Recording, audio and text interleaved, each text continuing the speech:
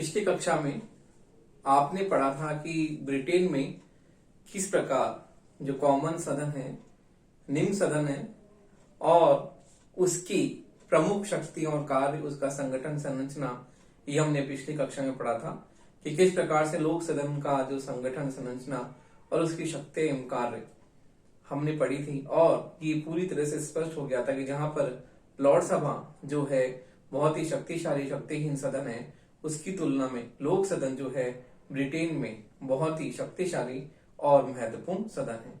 तो अब इसके बाद में आपका जो अगला टॉपिक आता है ब्रिटेन के संविधान में, वो आता है ब्रिटेन की दलीय व्यवस्था। तो देखिए, अब आज जो आपका टॉपिक है वो है ब्रिटेन का संविधान ही आपका चल रहा है और उसमें आपका अगला टॉपिक है ब्रिटेन में दलीय व्यवस्था। तो ब्रिटेन में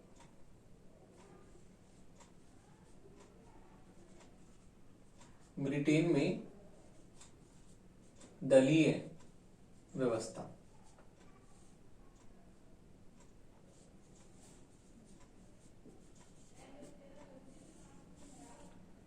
देखिए, ब्रिटेन में जो दलीय व्यवस्था है उसके बारे में हम देखते हैं कि ब्रिटेन में शुरू से ही द्विदलीय व्यवस्था हमें देखने को मिली है। हम ब्रिटेन के संविधान का इतिहास उठाकर देखें तो ब्रिटेन के संविधान में प्रारंभ से ही द्विदलीय व्यवस्था हमें देखने को मिलती है। और हम देखते हैं कि ब्रिटेन में जो है राजनीतिक दलों का वहां पर जो प्रारंभ है 17वीं शताब्दी से ही है, जिसमें टोरी और विग दल जो हैं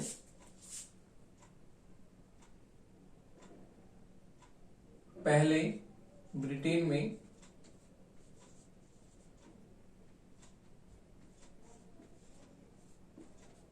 टोरी व विग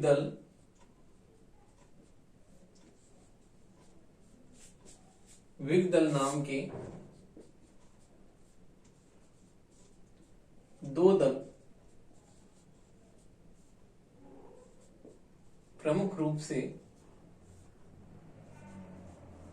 द्विदल नाम के दो दल प्रमुख रूप से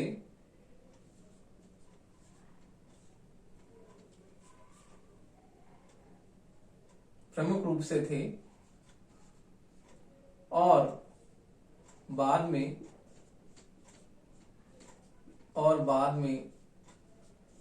टोरी दल तो अनुदार दल बना। टोरी दल अनुदार दल में परिवर्तित हो गया। टोरी दल अनुदार दल में परिवर्तित हो गया, जबकि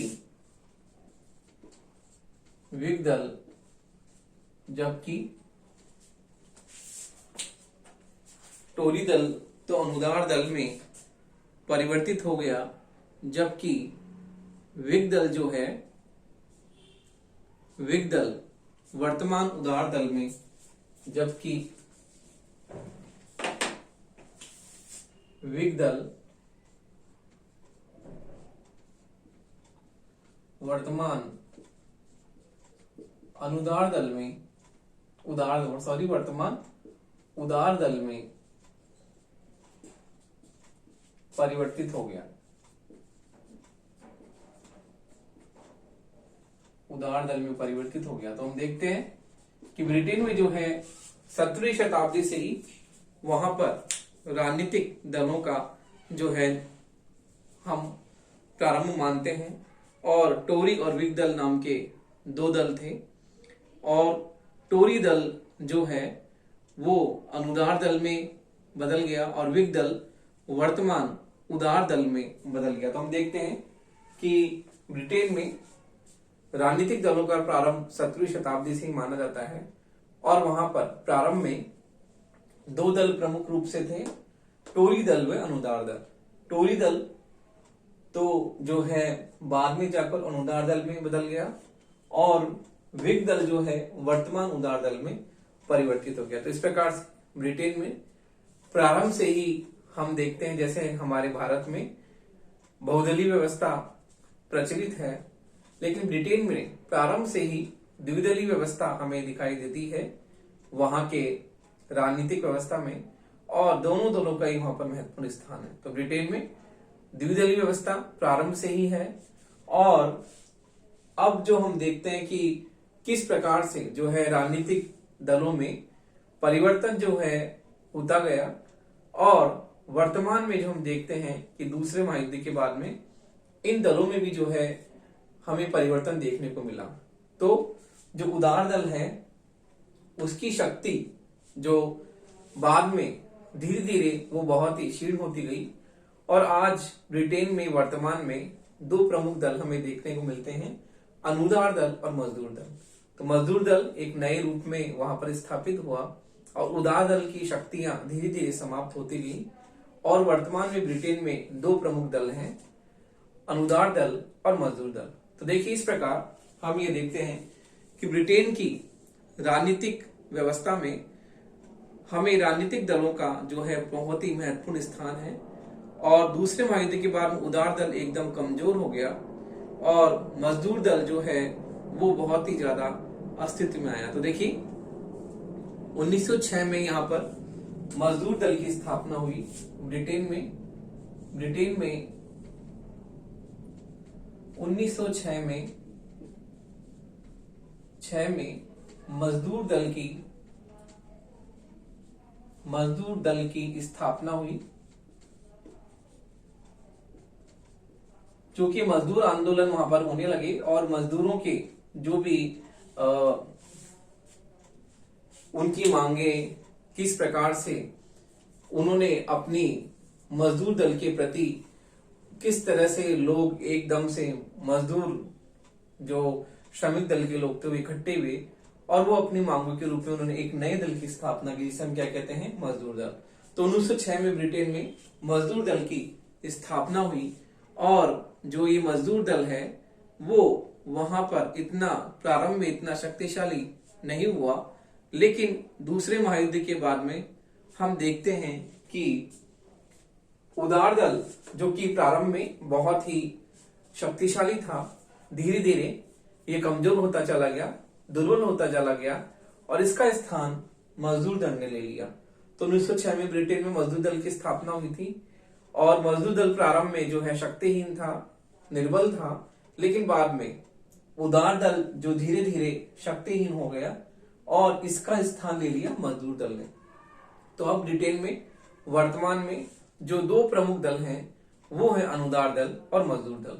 तो देखिए इस प्रकार ब्रिटेन में जो है द्विदलीय प्रणाली की स्थापना दूसरे महायुद्ध के बाद में हम देखते हैं विधिवत रूप से हुई, और वर्तमान में प्रमुख रूप से दो दल हैं, वो है अनुदार दल और मजदूर दल।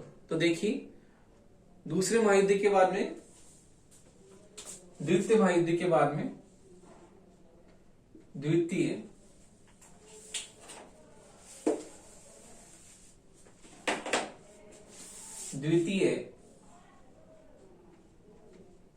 महायुद्ध के बाद ब्रिटेन में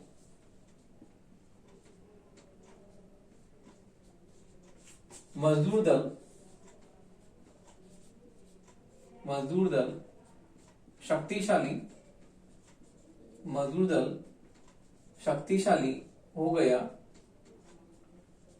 और वर्तमान में ब्रिटेन में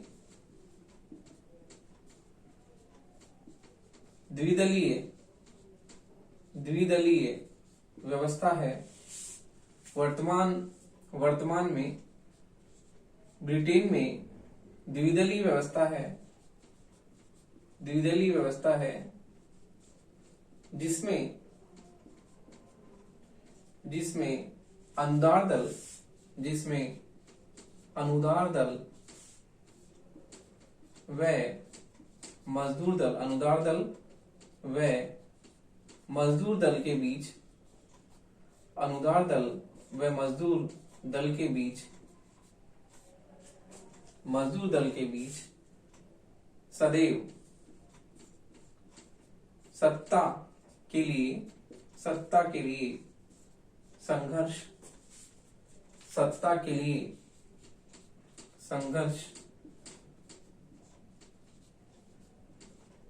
व्याप्त रहता है। सत्ता के लिए संघर्ष व्याप्त रहता है। देखिए इस प्रकार से ब्रिटेन में जो है द्विदलीय व्यवस्था का विधिवत हम देखते हैं दूसरे महायुद्ध के बाद में स्थापना हुई और अनुदार दल व मजदूर दल के बीच वहां पर दूसरे महायुद्ध के बाद में अनुदार दल उदार दल तो जो है पूरी तरह से वहां पर शक्तिहीन होता चला गया और एक तरह से उदार दल की शक्तियां जो है वो शक्तियां मजदूर दल ने ले ली। तो अब ब्रिटेन में दो दल हैं, अनुदार दल व मजदूर दल, जिनके बीच में सदैव शक्ति के लिए सत्ता के लिए संघर्ष रहता है। तो इस प्रकार से ब्रिटेन में जो है वर्तमान में अनुदार दल व मजदूर दल के बीच सत्ता के लिए संघर्ष व्याप्त है। तो देखिए हम देखते हैं कि ब्रिटेन में जो है राजनीतिक दल तीन हमें दिखाई दी, अनुदार दल, मजदूर दल और उदार दल। तो देखिए इस प्रकार से जेनिंग्स ने कहा है ब्रिटिश शासन, जेनिंग्स ने प्रमुख उसका कथन है, जेनिंग्स ने कहा है कि ब्रिटिश शासन व्यवस्था का ब्रिटिश शासन व्यवस्था का ब्रिटिश शासन व्यवस्था का ब्रिटिश शासन व्यवस्था का ब्रिटिश शासन व्यवस्था का आरंभ ब्रिटिश शासन व्यवस्था का आरंभ राजनीतिक दलों से होता है। ब्रिटिश शासन व्यवस्था का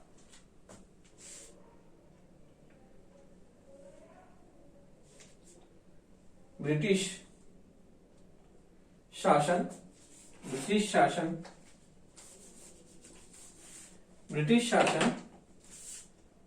राजनीतिक दलों ब्रिटिश शासन राजनीतिक दलों से ही ब्रिटिश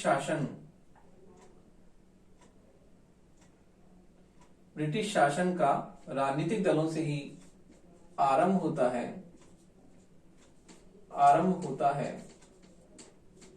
और वह समाप्त भी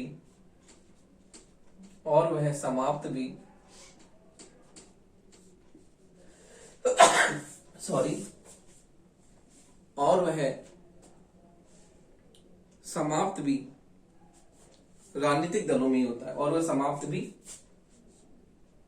राजनीतिक दलों में ही होता है। देखिए इस प्रकार ब्रिटिश शासन जो है राजनीतिक दलों से इसका आरंभ होता है और इसका समाप्त भी राजनीतिक दलों से ही होता है। तो ब्रिटेन जो हम देखते हैं विश्व की प्रमुख संसदों की जननी ब्रिटेन की संसद को कहा जाता है और ब्रिटेन की संसद विश्व की सभी संसदों की जननी है, क्योंकि ब्रिटेन में जो शासन व्यवस्था का प्रारंभ 17वीं शताब्दी से हम मानते हैं और इस प्रकार हम देखते हैं ब्रिटेन में जो संसद बहुत ही शक्तिशाली है और इस प्रकार ब्रिटेन की संसद को संसदों की जननी कहा जाता है। इस प्रकार हम देखते हैं ब्रिटेन की संसद में दो दलों का प्रमुख रूप से महत्व है। राजनीतिक दल है ये, राजनीतिक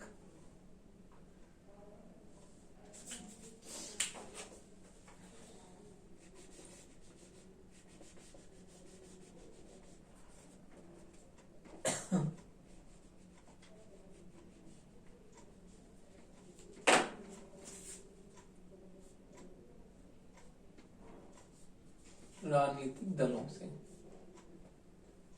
इस प्रकार ब्रिटेन में राजनीतिक दलों का महत्वपूर्ण स्थान है और जेनिंग्स तो यहां तक कहते हैं कि ब्रिटेन में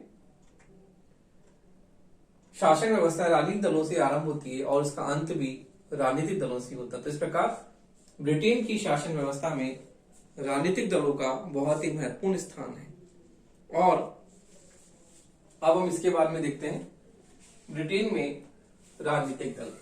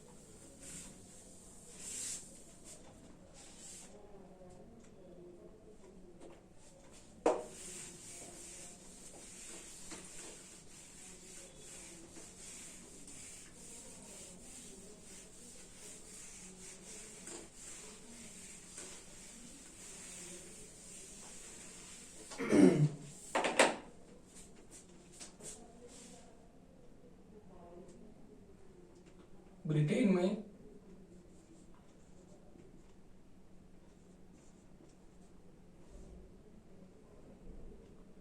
राजनीतिक दल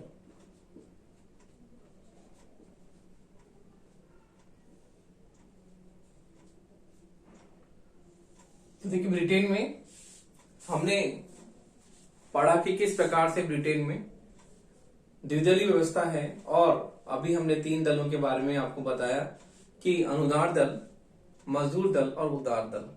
तो अभी वर्तमान में अनुदार दल और मजदूर दल वहां पर व्याप्त हैं और इनके बीच सत्ता के लिए संघर्ष रहता है। तो देखिए, अनुदार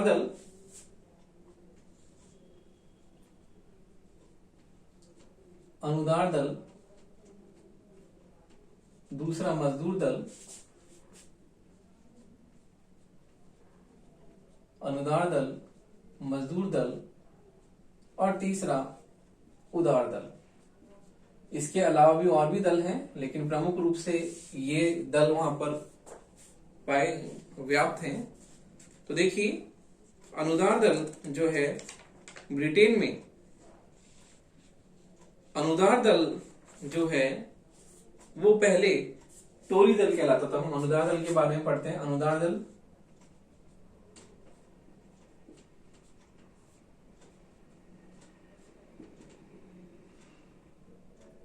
देखिए, यह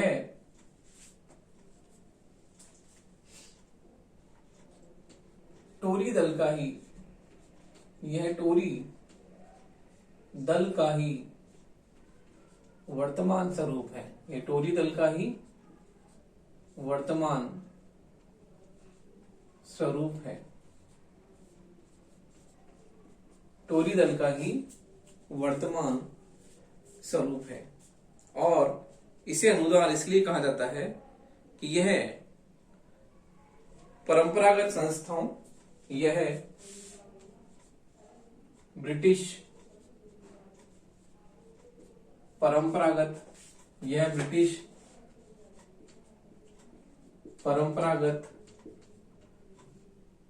संस्थाओं, ब्रिटिश परंपरागत संस्थाओं,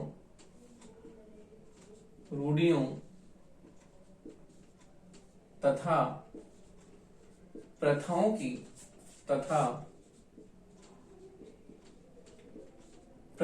की रक्षा करने वाला दल है। यह ब्रिटिश परंपरागत संस्थाओं, रूढ़ियों तथा प्रथाओं की रक्षा करने वाला दल है। तो देखिए, इसमें जो भी परंपरागत औद्योगिक निगम, बैंक, ये सब जो है इनके हितों का संरक्षण चाहता है। क्राउन, लॉर्ड सभा, चर्च तथा गैर सरकारी संपत्ति को बनाए रखता है और यह संपत्ति पर निजी स्वामित्व चाहता है। यह संपत्ति पर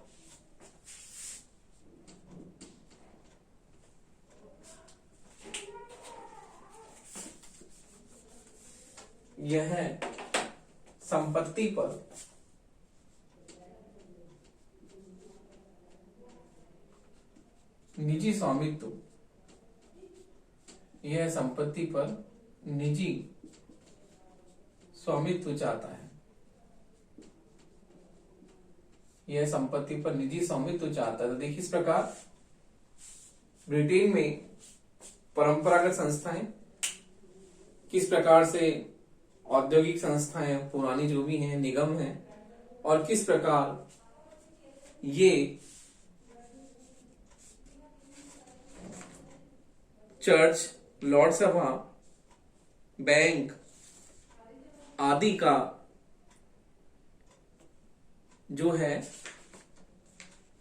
गैर सरकारी संपत्ति को बनाए रखना चाहता है और इस नीति में विश्वास रखता है कि आर्थिक मामलों में हस्तक्षेप नहीं करना चाहिए, कि आर्थिक मामलों में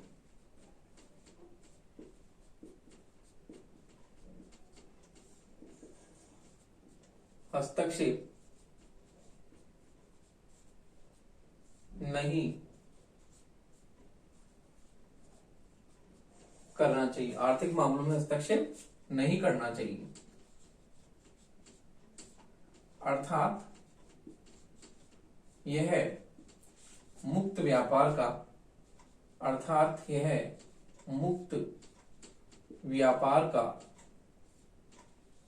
समर्थन करता है। यह मुक्त व्यापार का समर्थन करता है।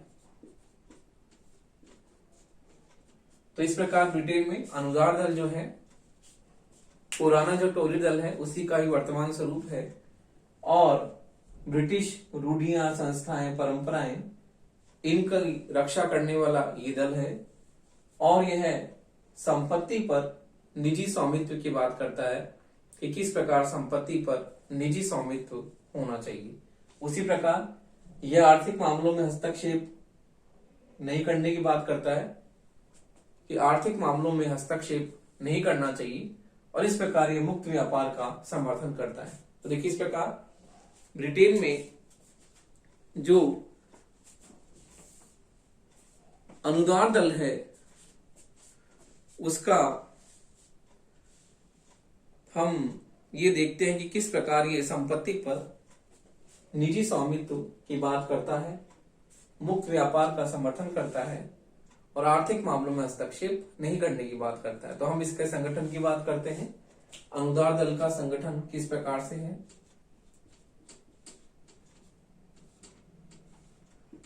तो देखिए इसका संगठन हम देखते हैं कि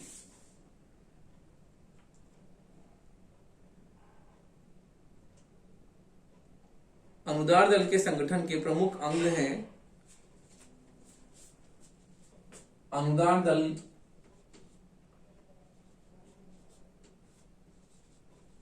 दल के प्रमुख अंग हैं नेशनल यूनियन,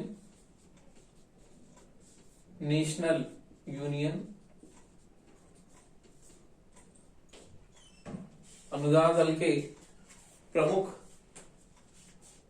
अंग हैं नेशनल यूनियन, दलीय संगठन,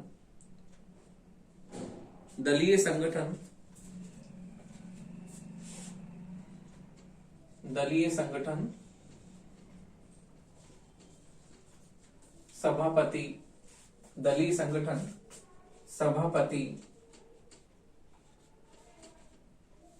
दलीय संगठन, सभापति, संसदीय दल और नेता, संसदीय दल और नेता, संसदीय दल और नेता आदि अनेक परामर्शदात्री आदि अनेक परामर्शदात्री संस्थाएं हैं। आदि अनेक परामर्शदात्री संस्थाएं हैं।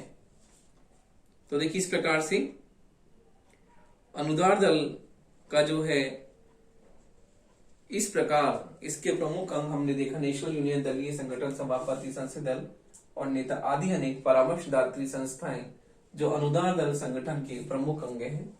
और इस प्रकार इसमें एक चेयरपर्सन भी होता है, और वो चेयरपर्सन जो है किस प्रकार वो इसकी जो भी बैठकें हैं और भी हैं उन सब का अध्यक्षता वो करता है। तो इस प्रकार हम देखते हैं कि इसमें एक जो है केंद्रीय कार्यालय का अध्यक्ष चेयरमैन होता है, और वो चेयरमैन जो होता है दल के नेता का चुनाव करता है। तो इस प्रकार से हम देखते हैं कि संसद के लिए ये अनुदारवादी उम्मीदवार राष्ट्रीय यूनियन के समस्त सदस्यों द्वारा ये किया जाता है। तो हम देखते हैं कि अनुदार दल जो है ब्रिटेन में बहुत ही महत्वपूर्ण है, और किस प्रकार ये अपनी आज भी वर्तमान में जो है अपना स्वरूप और अपनी भूमिका को किस प्रकार आज भी बरकरार रखे हुए हैं। और हम देखते हैं कि ब्रिटेन में अनुदार दल जो है उसका प्रमुख वहां पर अस्तित्व आज भी हमें देखने को मिलता है। तो इस प्रकार हम देखते हैं कि ये अनुदार दल जो है किस प्रकार वहां पर अत्यधिक शक्तिशाली जो है आज भी बना हुआ है। और इसमें हम देखते हैं कि किस प्रकार जो है इसमें एक कार्यकारिणी समिति होती है, और उसमें भी हम देखते हैं कि उसमें अध्यक्ष भी होता है।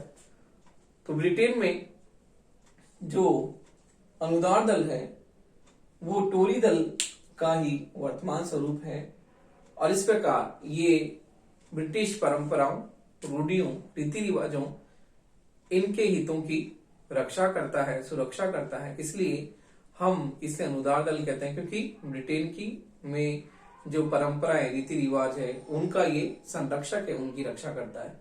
तो देखिए, अगला दल हम देखते हैं उदार दल के लिए। हम देखते हैं कि ब्रिटेन में जो अगला दल है, मध्य दल को बाद में देख लेते हैं, उदार दल के बारे में देखते हैं कि उदार दल का स्वरूप क्या है।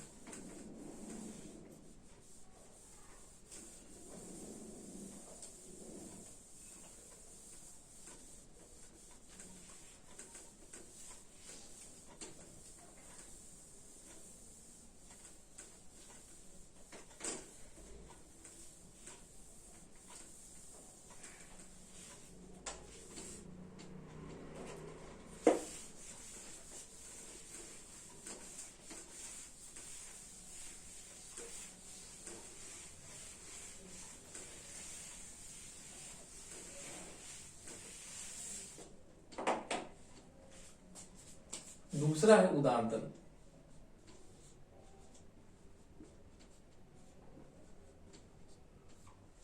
देखिए, ब्रिटेन में दलीय व्यवस्था में हम उदार दल के बारे में देखते हैं कि उदार दल जो है बहुत ही पुराना है, और इसका जो है प्रारंभ अनुदार दल के साथ ही हुआ है। यह है बहुत ही पुराना दल, ये बहुत ही पुराना दल है जिसका जन्म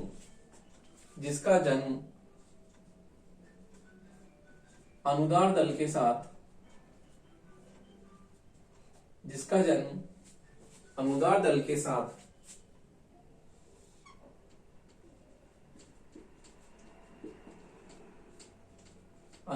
साथ ही माना जाता है।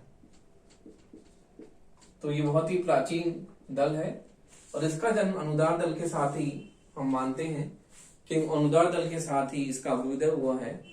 और पहले इसको व्हिग पार्टी कहा जाता था। पहले इसे व्हिग पार्टी कहा जाता था, पहले सिविक पार्टी कहा जाता था, लेकिन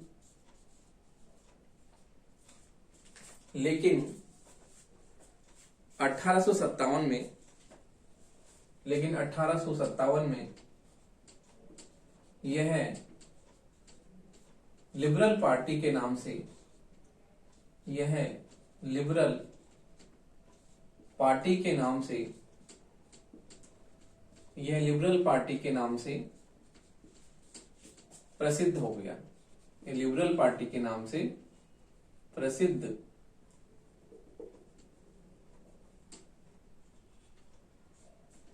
हो गया। यह लिबरल पार्टी के नाम से प्रसिद्ध हो गया। तो हम देखते हैं कि अब वर्तमान में इसका महत्व बहुत ही घट गया है और जो है वर्तमान में इसका महत्व, वर्तमान में इस दल का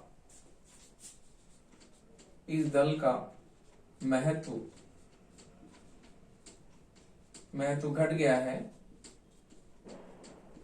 लेकिन यह जरूरी नहीं है कि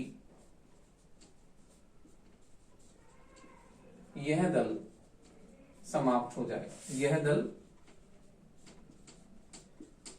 समाप्त हो जाए, यह दल समाप्त हो जाए। ये जरूरी नहीं है कि यह दल समाप्त हो जाए, क्योंकि यह दल क्राउन और प्राचीन परंपराओं के पक्ष में नहीं था और किस प्रकार हम देखते हैं कि इसने जो है ये राज्यवादी विरोधी था और क्राउन के पक्ष में नहीं था। तो इस प्रकार क्राउन के पक्ष में नहीं होने के कारण इसका महत्व वर्तमान में घट गया है और इसके स्थान पर जो है मजदूर दल, उसने बहुत ही महत्वपूर्ण वहां पर जो है इसके समाप्त होने के बाद में, इस दल का महत्व कम होने के बाद में इसका स्थान मजदूर दल ने ले लिया है। तो हम देखते हैं कि वर्तमान में ये दल जो है इतना शक्तिशाली नहीं, शक्तिहीन है और आज वहां पर ब्रिटेन में उदार दल के स्थान पर मजदूर दल ने जो है इसका स्थान ले लिया है। तो इस प्रकार ब्रिटेन में जो है द्विदलीय व्यवस्था का स्वरूप हम देखते हैं और हम ये देखते हैं कि ब्रिटेन में आज वर्तमान में जो है द्विदलीय व्यवस्था हम वहां पर प्रचलित है और किस प्रकार जो है दूसरे महायुद्ध के बाद में वहां पर जो दलीय स्वरूप हमें एक नए स्वरूप में दिखाई दिया कि जो पहले वहां पर द्विदलीय व्यवस्था प्रचलित थी, उस द्विदलीय व्यवस्था में परिवर्तन हुआ और जहां पर हम देखते हैं कि ब्रिटेन में उदार दल और अनुदार दल के बीच में ही सत्ता संघर्ष पहले था। तो उसके बाद में हम ब्रिटेन में दूसरे महायुद्ध के बाद में सत्ता संघर्ष देखते हैं, अनुदार दल और मजदूर दल के बीच हमें दिखाई देता है। तो इस प्रकार हम देखते हैं कि ब्रिटेन में जो है द्विदलीय व्यवस्था का इतिहास बहुत ही पुराना है, लेकिन इसके साथ ही ब्रिटेन में जो है राजनीतिक दलों का बहुत ही महत्वपूर्ण स्थान है और शासन व्यवस्था का संचालन इन दलों के माध्यम से ही होता है। तो इस प्रकार हम ये कह सकते हैं कि ब्रिटेन में जो है शासन व्यवस्था का प्रारंभ जो है राजनीतिक दलों से ही होता है और इसका अंत भी हम देखते हैं कि राजनीतिक दलों के समापन के साथ ही होता है।